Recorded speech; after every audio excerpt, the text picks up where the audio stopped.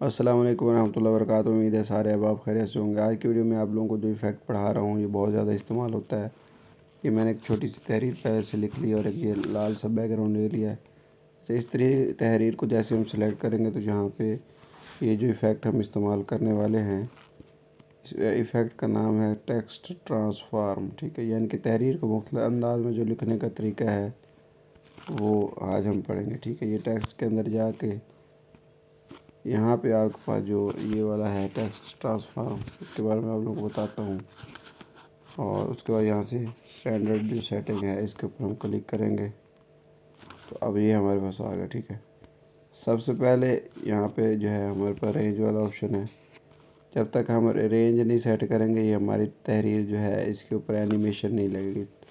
सबसे पहले हमने क्या करना है, ये आप एक बात ज़हन में बिठा लें तो आपको कोई मसला नहीं होगा। अगर आप ये काम नहीं करेंगे तो फिर आपकी एनिमेशन काम नहीं करेगी। सबसे पहले आप लोगों ने यहाँ पे जो ज़ीरो है इसके ऊपर एक की फ्रेम लगा देना शुरू में, यहाँ पे शुरू में ज़ीरो पे। ठीक है, और उसके बाद जहाँ पे आप एनिमेशन ख़त्म करना चाहते हैं, ठीक है, यहाँ पे भी मिसाल के तौर पे आप एनिमेशन 4 सेकंड में ख़त्म करना चाहते हैं तो वहाँ पे एक की फ्रेम लगा के वहाँ पे जो है 100 इसको रखना है स्टार्ट को। ठीक है,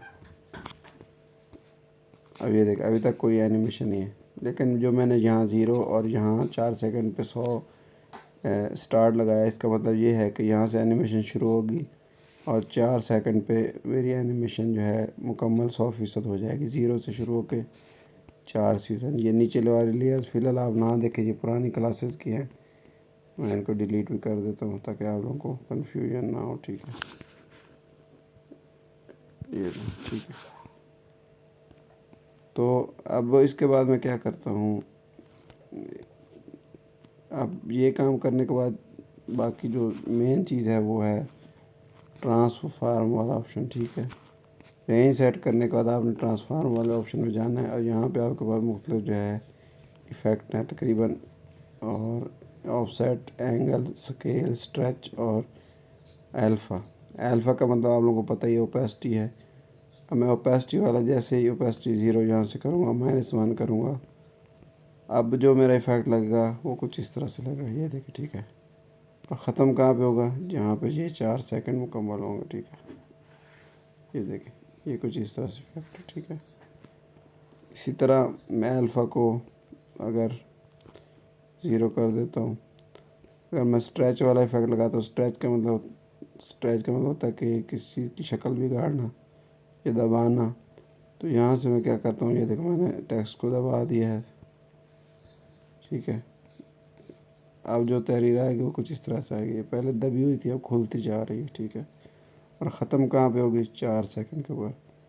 इस तरह इसको भी मैं ज़ीरो कर देता हूँ। आ गया स्केल। स्केल का मतलब होता है बड़ा छोटा करना, तो मैं क्या करता हूँ, शुरू में इसको क्या कर देता हूँ, बड़ा कर देता हूँ ऐसे। अब तहरीर कुछ इस तरह से आएगी। ठीक है, ये देखिए, ये छोटी होती जाएगी। इसी तरह एंगल है, पहले मैं स्केल को ज़ीरो कर देता हूँ। एंगल में यहाँ पे लगा देता हूँ शुरू में जाके कोई जितना भी आप एंगल लगाना चाहते हैं। तो अब ये देखें, ये दोबारा सीधा होता जाएगा। इसको भी आप ज़ीरो कर दें। आप साइड का मतलब एक्स वाई मैंने कल आप लोगों को बता दिया है, एक्स दाएँ बाएँ और वाई ऊपर नीचे। फ़िलहाल मैं वाई वाली एनिमेशन लगाता हूँ, एक्स वाली आप खुद ही लगा लीजिएगा। ये देखो मैंने वाई को नीचे किया 149 पे। और जब एनिमेशन बनेगी तो वो खुद ब खुद दोबारा अपनी जगह पे आ जाएगा। ठीक है, इसी तरह यहाँ पे ये जो मैंने सारी सेटिंग की है ये पहले लेटर पे थी, हर्फ बाय हर्फ जो है ना एनिमेशन हो रही थी। अगर आप इसको कर देंगे वर्ड यानी कि लफ्ज़ ब लफ्ज़, तो अब जो एनिमेशन होगी वो लफ्ज़ ब लफ्ज़ पूरा लफ्ज़ ऊपर आ रहा है। ठीक है, ठीक है, ये चीज़। और इसके अलावा अगर आप यहाँ से लाइन कर देते हैं तो अब लाइन में पूरी लाइन आएगी एनिमेशन में। ठीक है, अगर आप इसकी 2 लाइनें बना देते हैं, मिसाल के तौर पे इस तरह, ऊपर लिखते हैं हेलो दोस्तों और नीचे लिखते क्या हाल है, तो एक लाइन आएगी फिर दूसरी लाइन आएगी। ठीक है, अगर आप लाइन की एनिमेशन लगाना चाहते हैं। इसी तरह इसको मैं दोबारा ख़त्म कर देता हूँ, वर्ड पे कर देता हूँ या लेटर पे। ठीक है, इस तरह लाइन भी हो गया, वर्ड भी, लेटर भी। तो मैं दोबारा वर्ड पे कर देता हूँ। ये लेटर ज़्यादातर जो है लेटर पर रहता है। ठीक है, यहाँ से आप लेयर पे ही रहने दें। उसका विजुअल एट्रीब्यूट्स हैं, इसमें आपने जो भी इसका कलर, ये वाला बटन ऑन करके जो भी नीचे से कलर लगाएंगे, मिसाल के तौर पे मैं यहाँ लगा देता हूँ काला।